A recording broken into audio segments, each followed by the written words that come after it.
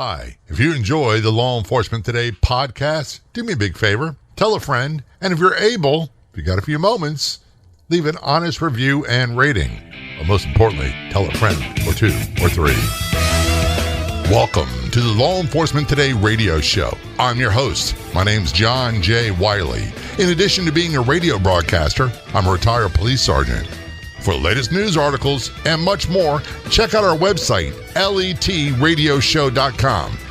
In the Law Enforcement Today show, we'll be joined by special guests. We'll be talking about their experiences and issues affecting law enforcement officers, first responders, their families, their community, and victims of horrendous crimes. Be sure to like us on Facebook. Our page is Law Enforcement Today Radio Show. Check out the daily articles on our website, letradioshow.com. And while you're there, download our free app. If you want to be a guest on the Law Enforcement Today show, just go to our website and contact me through there. Our website is letradioshow.com. That's letradioshow.com. Calling us from Massachusetts, we have retired police officer Mario Oliveira joining us on the phone. Mario, thanks so much for joining us on the Law Enforcement Today show. Well, thanks for having me, Jay. It's a pleasure to have you, and I'm glad that we get to talk. We had a quick conversation earlier getting prepared for this.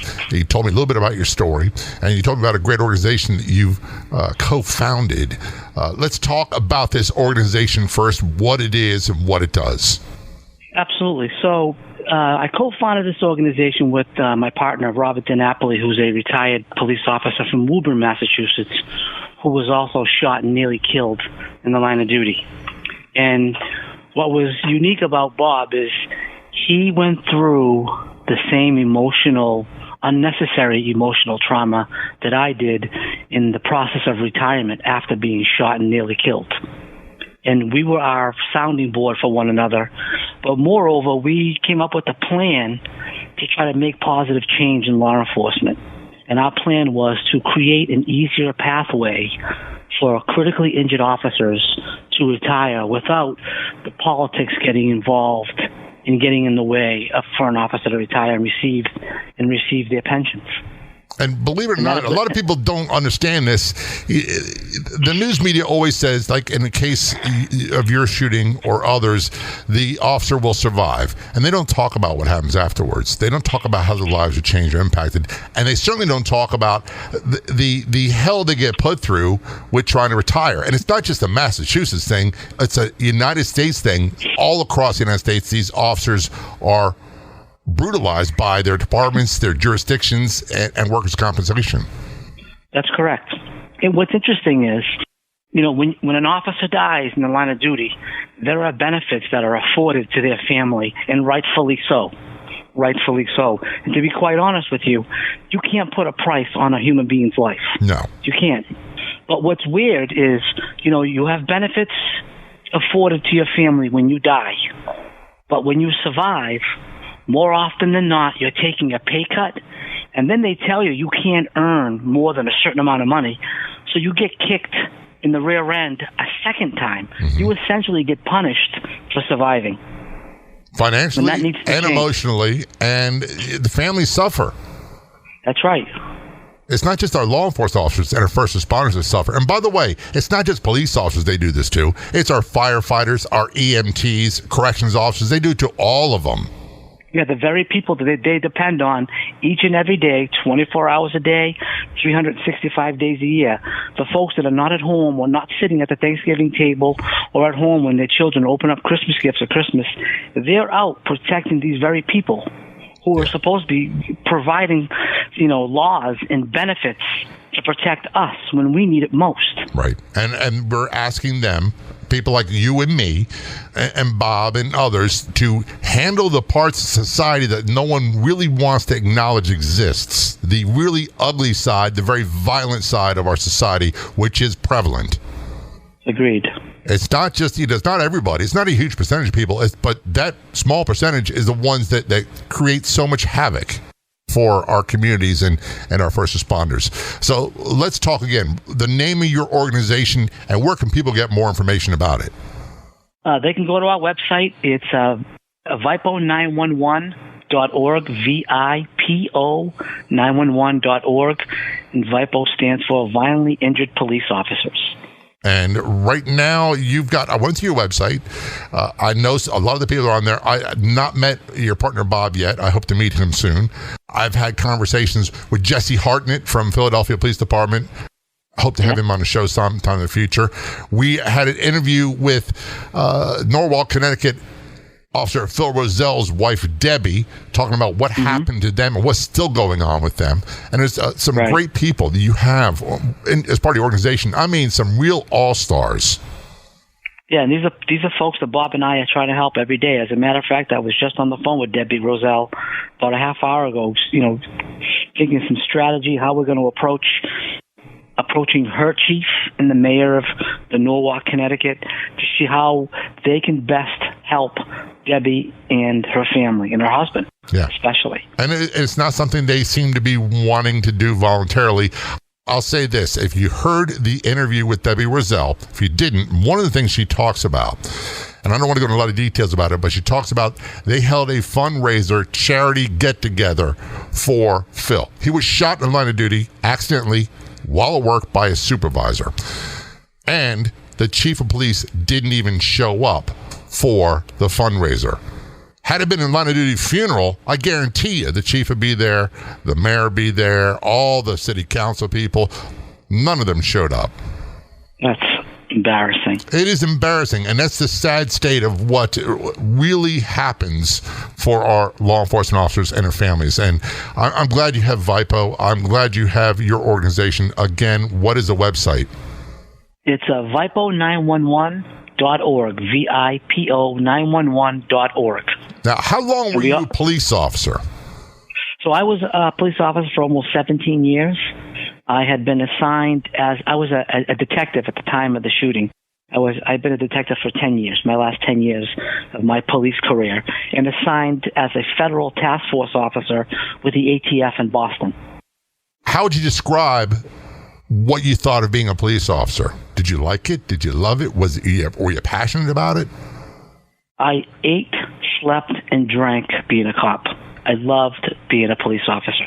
Yeah, and that's the way I was too, and it's the way I know so many people are. And there's parts out there that it start off that way, and then they get a little burned out, and they're just like this through the job. But there's so many that are so dedicated to their communities, and that's really what they do. And I don't know about you, when I had to be retired, granted my injuries were nowhere near as severe as yours, which we will talk about after the break.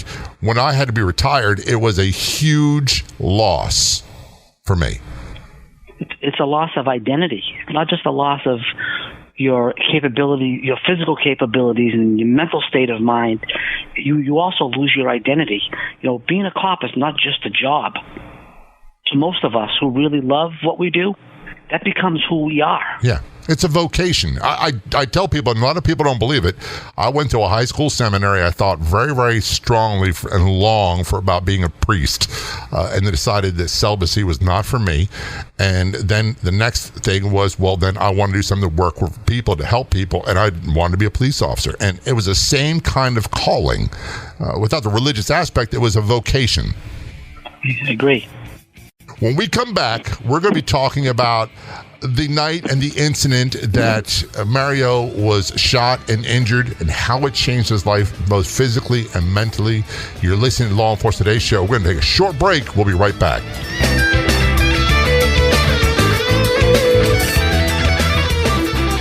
Has this ever happened to you? You sign up for a free email newsletter, and within hours, you're receiving tons of spam. That won't happen when you subscribe for the free Law Enforcement Today radio show email newsletter. We won't spam you.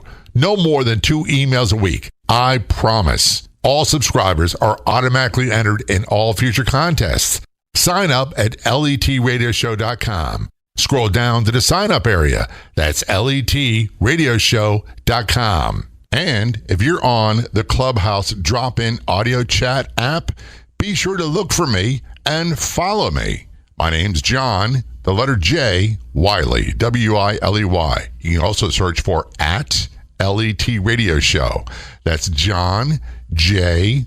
Wiley, W-I-L-E-Y, LET radio show on the Clubhouse drop-in audio chat app. Welcome back to the Law Enforcement Today show. Joining us on the phone, we have retired police officer, police detective, Mario Oliveira. What was the agency you worked for, retired from, Mario? I worked for the Somerville Police Department in Massachusetts, which is right on the outskirts of Boston. Okay. And when you said when the last part of your career, the night that you were shot, you were detailed to the ATF, the Alcohol, Tobacco, and Firearms. That's correct, in Boston. For those who don't understand, federal agencies like DEA, FBI, ATF, they often create task force where they bring in local officers, they deputize them as U.S. Marshals, so they have federal powers, and then they work helping in that area because they have hands-on experience with the area where a lot of times the federals that come from another area don't. I'm not saying it's a negative, I'm just saying that's the way it is. That's correct. And also, the local officers generally have informants embedded in those communities who can provide valuable information on investigations and whatnot. And there's also the asset side. When a local officer that's attached to a task force, they make a great case, and there's forfeitures, seizures, like vehicles, cash.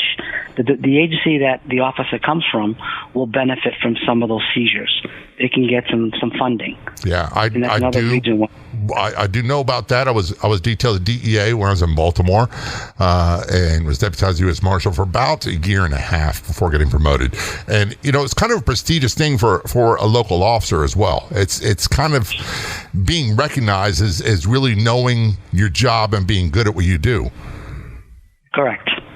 Not everybody has this as an option. So when they picked you, they must have said, hey, this Detective Oliveira is on the ball. He knows what's going on. I was a busy guy, that's for sure. Yeah, that's the way I was. I try not to be sometimes. I never could pull it off. So let's talk about the day or the night that your life changed. Start from the very beginning. Sure. So in early October, I had been assigned what we call with the ATF an administrative case. In law enforcement, we have the sexy cases where you're buying guns and drugs from drug dealers and gangbangers in the ATF, and then we have administrative cases. So in 1968, through the Gun Control Act, there was a law that was passed that it made local gun dealers or gun stores, it made them report multiple transactions to the local ATF. Mm-hmm.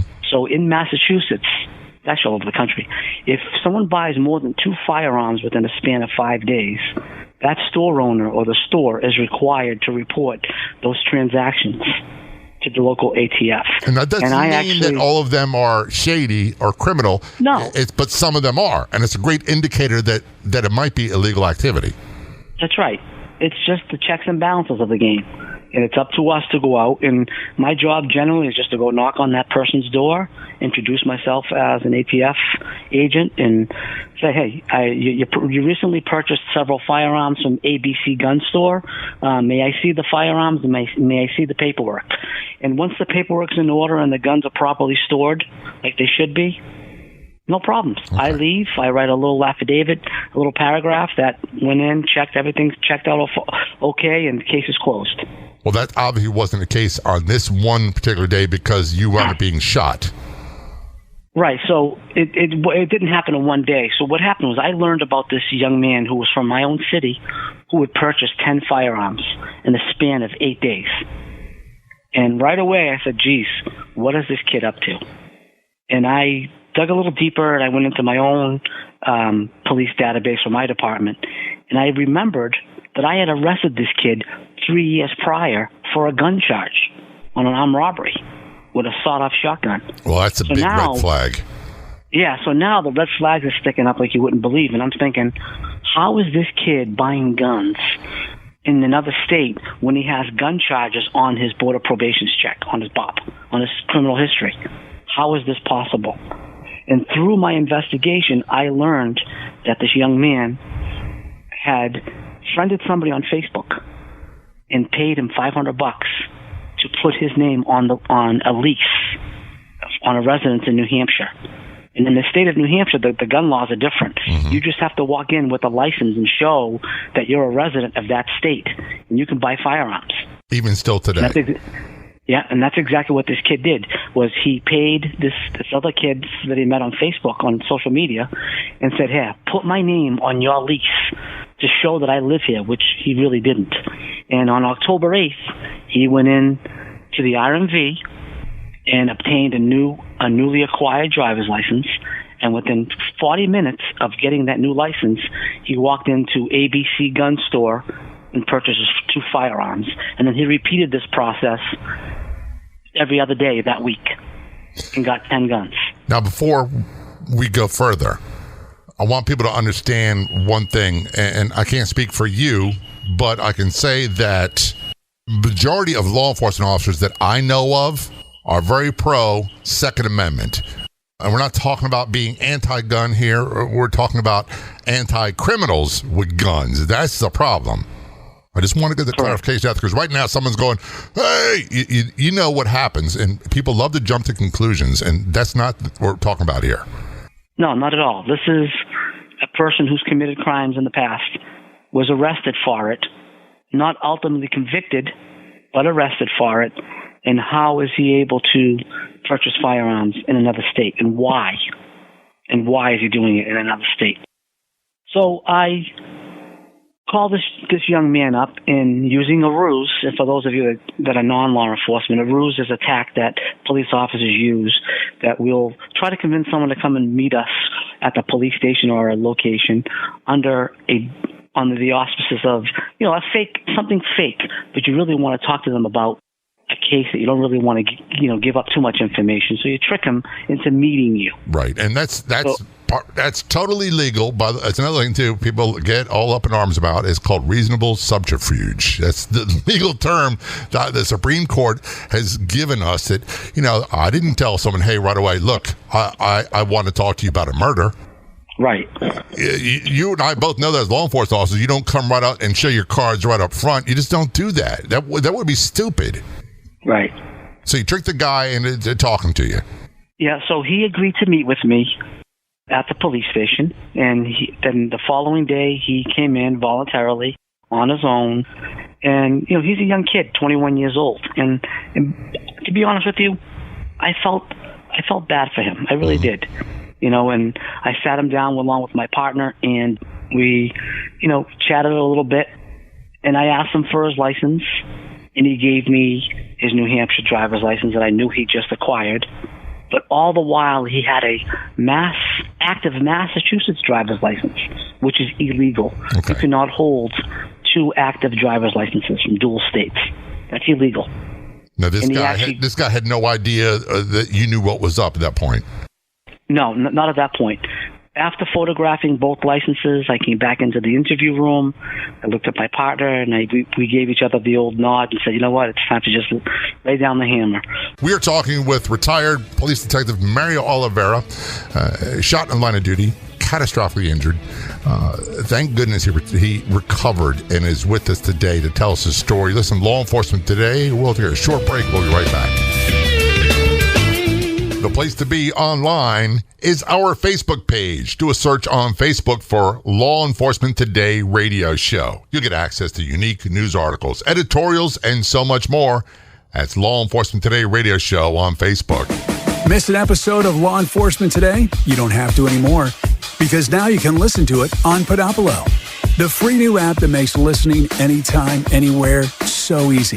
Catch up on shows you've missed and chat with John J. Wiley right there too. Download for free on the Apple or Google Play stores. That's Podopolo. And John J. Wiley wants to hear from you inside Podopolo.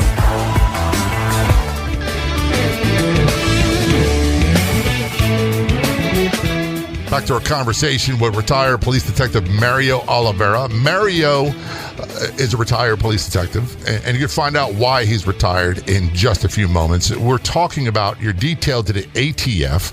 You've got a guy in here who's doing straw purchases and selling these guns, like 10 of them, to gang members, admittedly. And last time we talked, we left off, you're at the police station interviewing him, and he's giving up all the information. Where does it go from there? So he gives up the whole deal, the whole scheme of how he's, asked to go buy these guns. He's making a huge profit on the guns, and these guns are going to the hands of the wrong people. Right. The very people that are shooting innocent civilians on drive-bys and whatnot in the inner cities, and that's a no-no. So, of course, my mentality as a task force officer is I want the bigger fish, because isn't that ultimately what we're always after? Yep. The big fish.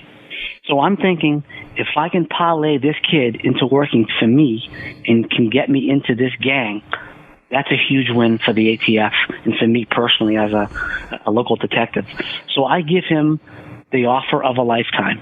I say to him, hey, I'm going to give you a deal. I called the U.S. Attorney's Office and I said, you can work for me as an informant and we can do some reverse buys. And what I mean by that is the ATF will often give a gun to an informant that has no firing pin. It can't be fired. Right.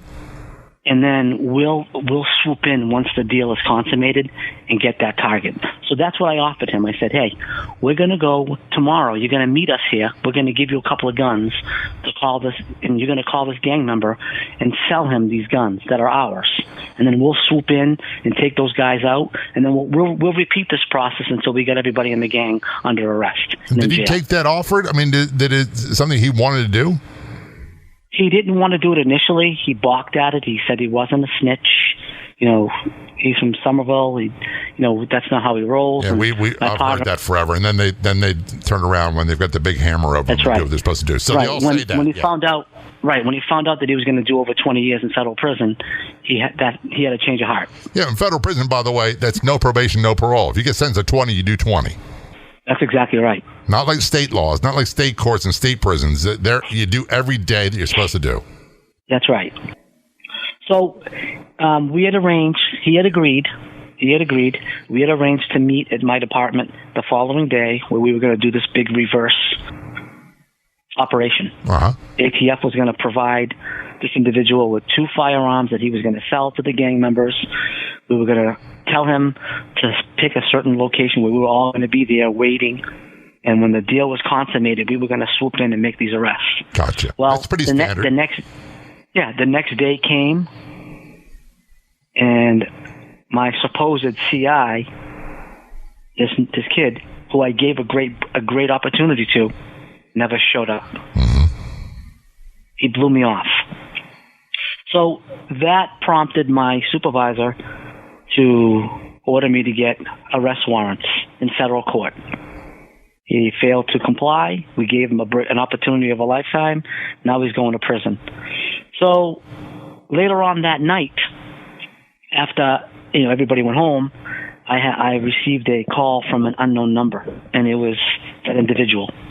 And he told me, the Somerville Police, the ATF, I'm not working with you guys. I've changed my mind. Okay. I'm not a rat. And I said, okay, you've left us no choice. You're going to jail, and I'm going to get you. And so the next morning, I went to federal court and applied for federal arrest warrants. They were granted and put in the system. So you get the warrants, and then you go to apprehend the guy. And I'm not trying to rush you along. I know we're running short on time. How did that happen? I mean, was it like I met with gunfire immediately, or did you walk up to the guy, or what was the deal? No, about a month later. So he was in the wing. He disappeared. But a month later, my partner and I decided we were working a night shift together, and we decided to go by his house, his mother's house, to see if he was around to lock him up on the warrant. Okay. And as we pulled up, we were parked across the street in a little small parking lot watching the house. He came out of his house. He approached the vehicle. I approached the vehicle. I was alone at the time.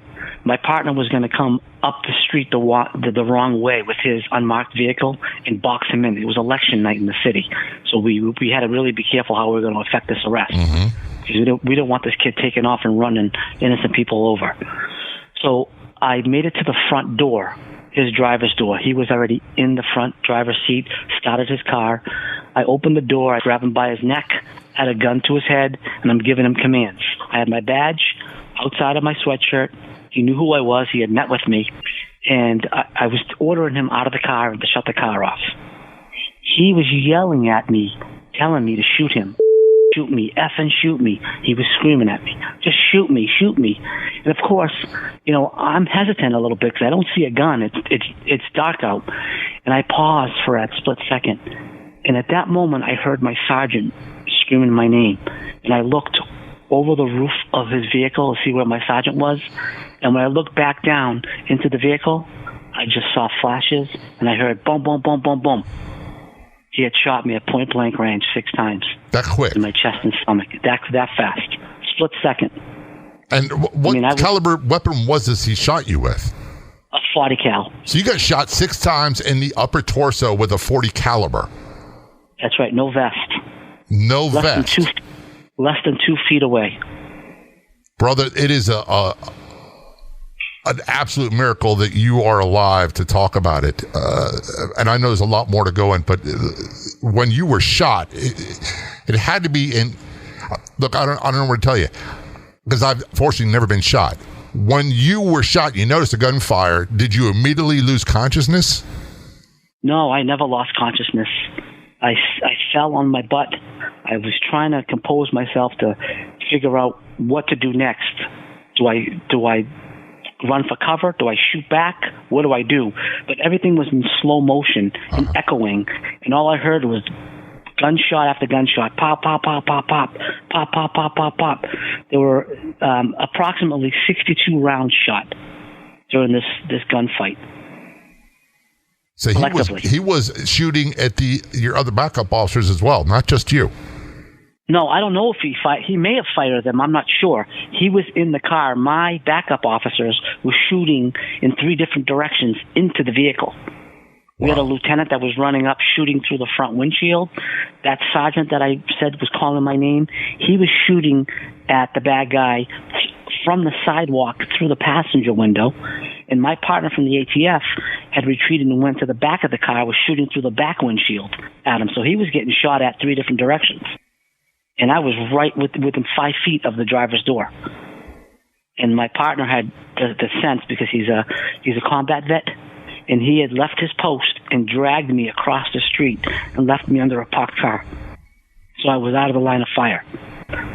The shooting went on for what appeared to me was several minutes, but it wasn't that long. And then the ambulance came and took me to the hospital. And there's more details to this, but I never lost consciousness. I knew that if I was talking and I was awake, I was alive. We're going to take a short break on that note. We are talking with retired Police Detective Mario Oliveira. You listen to Law Enforcement Today's show. We're going to take a short break. We will be right back.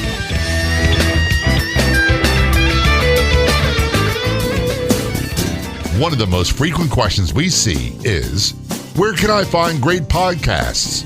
Do you have any suggestions? Yes, we do. So we decided to start our own podcast network on Law Enforcement Today. That's right. You can find top podcasts about law enforcement on our website and our free app. Go to letradioshow.com, click the Be Heard tab, and there you'll find the LET Podcast Network. We'll be adding more podcasts from first responders and more.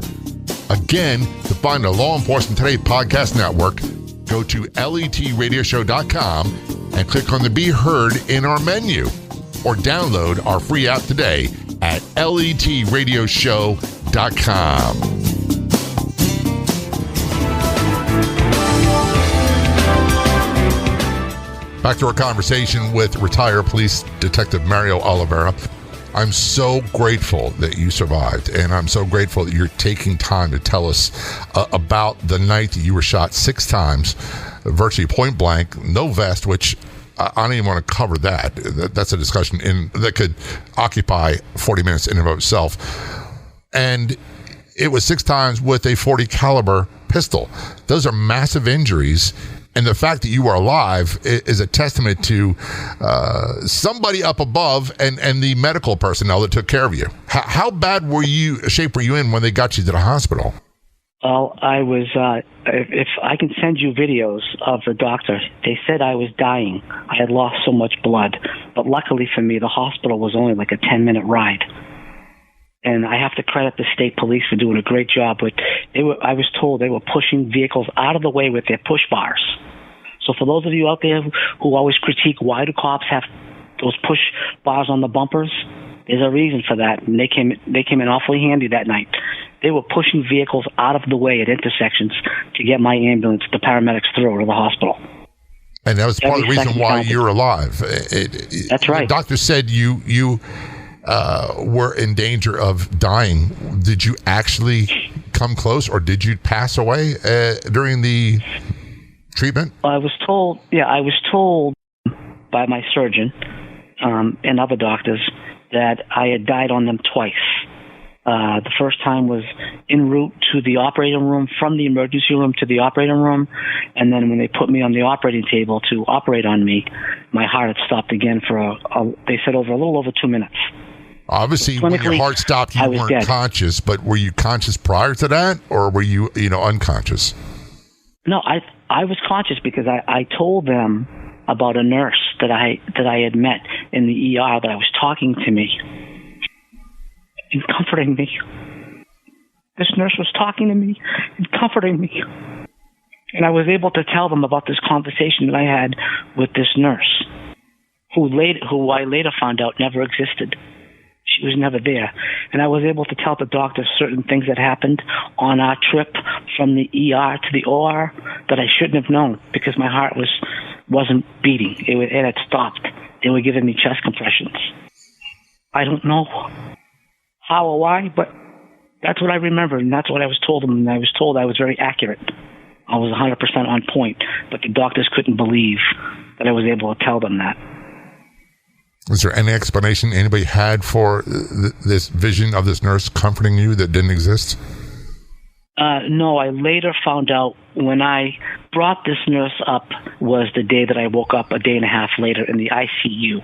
And the doctor had told me that he had used a maneuver that he used out on the field. He's a lieutenant colonel in the Army who has done 6 tours to Iraq and Afghanistan. So I was blessed to have him on duty that night.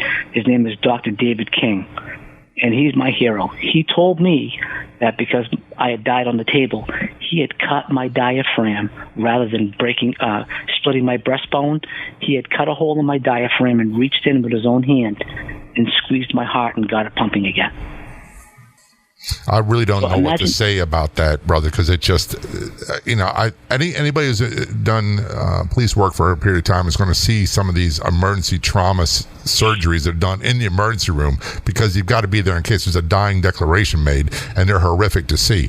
And I'm just trying my best not to visualize that.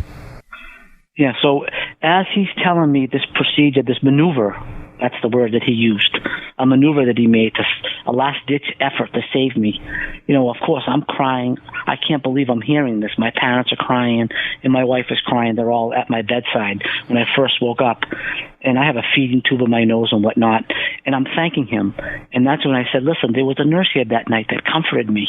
Can you get her for me as well? I want to talk to her, and I want to thank her for comforting me. She put me at ease. And he said, what nurse? And I described her to him. And he was nodding. He said, there was nobody on my trauma team that looked like that. No one even remotely even close. I don't know who in the world you're talking about. And I told him, yeah, you guys did this. You took the corner, the gurney I was on almost toppled over. And he said, wait a minute, how did you know that? You were dead. And I said, no, I was awake. He said, no, my friend, your heart had stopped. You're 100% accurate.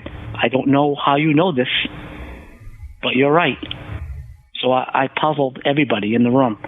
And my mom at that point, when I had described this nurse, she had collapsed, crying to the floor. I wasn't sure why. I later found out 3 weeks later when I got home from the hospital. My mom had come over, and she was clutching onto a picture frame. And when she came to my house, she gave me the picture, said, I need you to hang this up on your wall at home. I looked at it. I just started crying. I said, oh, my God, this was the nurse. This was the nurse that helped me. Jay, it was my grandmother, my mom's mom, who had died 20 years ago. That was the nurse. You give me goosebumps. This is the stuff that can't be explained, but I believe in God and a higher power, and I believe that was some sort of divine intervention. That's the only explanation I can come up with. And another gift that God gave me. The day I got home from the hospital, my wife found out she was pregnant. Wow. Man. All right. I got to break out the Kleenex. You're slaying me over here. And my son Tyler was born on my birthday. Wow. So God gave me the gift of life twice. So you survived those injuries, which most people would not. That's right. And were you able to return to work for a while? I did. I went back in 5 months. I pushed myself to get back. 5 months to recuperate. I didn't want to be. I didn't want to be a hero. I just wanted to be me again. Mm-hmm. I wanted to go out and work. And now, guess what? I have a 3-year-old little boy at home, and now a newborn that's going to be born in a few months. So I had a financial plan, like we all do as cops, right, to give our family the best life that we can give them. So I had to get back out there. And plus, I love my job, like I mentioned earlier on the show. I needed to get back to being me again. I was sick and tired of being home and being that frail person, wounded and just hurt. I needed to be back to normal. So I forced myself to go back to work. I wasn't ready, to be honest with you, but I did. I went back, only to suffer a major heart attack 8 months later. And how old were you when you had this heart attack? 42 years old. That's awfully young. And I've never had any heart issues. I'm in good shape. No diabetes, no high blood pressure, nothing. No heart diseases, nothing. Doctors concluded, I have it in writing, that the heart attack was connected to the injuries I sustained in my shooting, because one of the bullets that I got shot with went in the right side of my chest, through my liver, across my chest cavity, and missed my heart by 2 millimeters, and came out on the other side. So you literally are a walking miracle, not just for surviving his gunshot wound, surviving the big heart attack as well. Were you retired after that? No, I'm sorry. I did. I attempted to retire. It took me a year and a half to finally retire. And then I had a stroke on June 30th of 2015, connected to the heart attack and the shooting. How difficult was the retirement process for you? Did they make it easy, or was it difficult? No, it was very difficult. My department was phenomenal. My chief was great. My deputy chiefs, they would always call me every week. It was getting an answer from the mayor's office, from City Hall. That was the worst. And I'll be very honest with you. The emotional trauma that I received from that year and a half of being left out in the dark hurt me more than taking 6 rounds. I believe you. Unfortunately, we are running out of time. We're going to have you back on the show to talk more about your organization. Before we wrap this up, though, tell people of the name of the organization that you co-founded and how they can get more details. Yeah, absolutely. So our website is VIPO911.org, VIPO911.org. We also have a Facebook page. It's called Supporters of Violently Injured Police Officers. Look us up on Facebook. Join our group. Follow what Bob DiNapoli and I are doing. We are traveling the country, bringing awareness to this issue that's a nationwide epidemic. And we're trying to make some changes by bringing laws and creating benefits for the critically injured that are often forgotten. Mario Oliveira, thanks so very much for coming on the Law Enforcement Today show. We will definitely have you back in the future to talk more about your organization. Well, thank you, sir. I really appreciate the opportunity. Remember to check out our website for news articles, past episodes of the podcast, download our free app, and much more. That's letradioshow.com. I'd like to thank our guests so much for coming on the Law Enforcement Today radio show. The Law Enforcement Today radio show is a nationally syndicated radio show broadcast on numerous stations once a week and growing. If you enjoyed the podcast version of the show, please do me a big favor. Tell a friend. I'll be back in just a couple days with a brand new episode of the Law Enforcement Today radio show and podcast. Until then, this is John J. Wiley. See ya.